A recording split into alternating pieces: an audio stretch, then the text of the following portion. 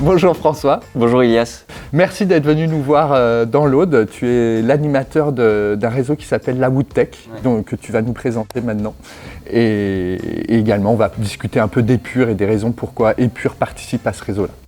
Ok, merci beaucoup en tout cas pour cette invitation qui était aussi importante, que je puisse intervenir. Donc, pour être simple, la Woodtech aujourd'hui c'est un réseau de 19 startups d'intérêt pour la filière forêt-bois. Piloté par Xylofuture, qui est le pôle de compétitivité de la filière forêt-bois-papier. Donc justement, il y a déjà cette logique de réseau et c'est de l'adapter simplement aux startups.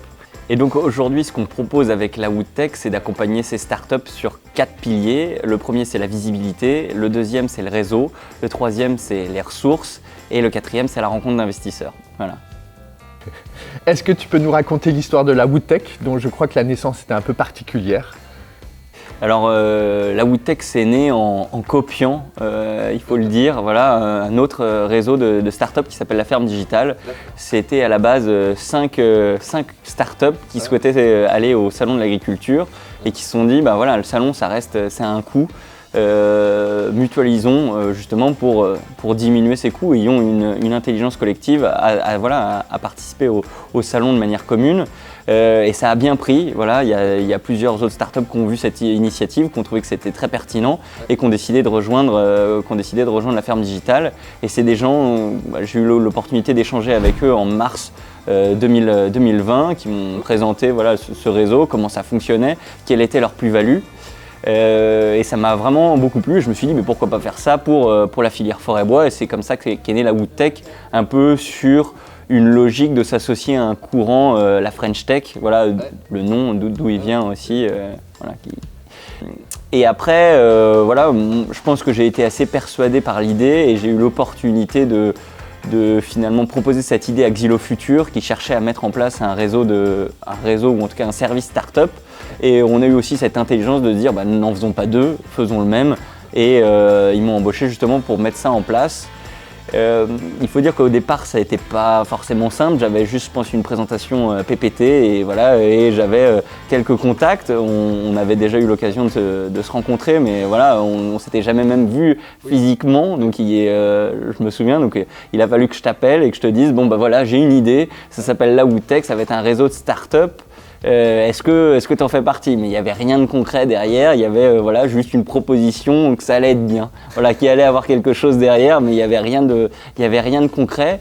Et je pense aussi, et c'est pour ça je pense qu'il y a une vraie envie de la part de ces 19 startups à qui j'ai fait la même proposition, à qui j'ai juste dit est-ce que vous voulez rejoindre un réseau un peu de collaborer ensemble, et j'ai eu 19 retours positifs de startups qui se sont dit il faut qu'on collabore ensemble, il faut qu'on se rende visible et il faut qu'on mette en avant aussi la plus-value qu'on a en tant que structure, mais jouons collectif. Et ça c'est quelque chose aussi qui m'a beaucoup plu, aussi que tu aies cette envie et cette croyance d'aller un peu plus loin ensemble.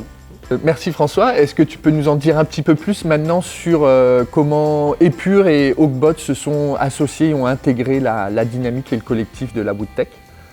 Oui, tout à fait. On avait eu l'occasion d'échanger ensemble et tu avais pu me présenter le produit Oakbot par le passé. Et c'était clairement ce que je voulais mettre en réseau justement au sein de la Woodtech.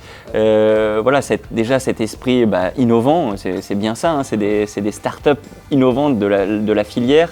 Et après, c'est aussi les bonnes valeurs. C'est Oakbot aujourd'hui, c'est aussi comment on démocratise le numérique auprès des charpentiers. Ça va être sur la productivité, la sécurité et le confort. Et je pense que c'est des choses clairement que des acteurs doivent amener dans cette filière. Et aujourd'hui, je pense que c'est une vraie plus-value d'avoir Épure à nos côtés et justement de porter des valeurs communes. Donc c'est vraiment un wood-wood, une sorte de win-win mais du bois. Maintenant, et pour conclure, parle-nous un peu de la concrétisation des actions qui vont se mener dans le cadre de la Woodtech. Oui, c'est sûr qu'après il faut partir d'une feuille blanche et arriver à en faire quelque chose de ce réseau-là.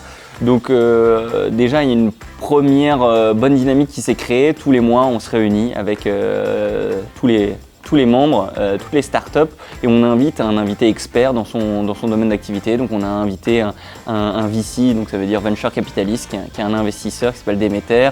On a invité un spécialiste de la prospection commerciale, un autre sur les réseaux sociaux. Et donc chaque mois, on fait vivre et on apporte des compétences aussi au réseau, et c'est bien l'objectif. Moi, je fais un appel aussi, parce que la WoodTech aujourd'hui c'est 19, ça n'a pas volonté à toujours être 19 structures, c'est ouvert vraiment à toutes les startups d'intérêt de la filière forêt-bois. Donc si je me permets, j'ai un petit appel, toutes les startups, vous êtes invités à rejoindre la WoodTech, en tout cas à en faire partie. Il n'y a qu'une seule chose, est-ce que ça vous branche ?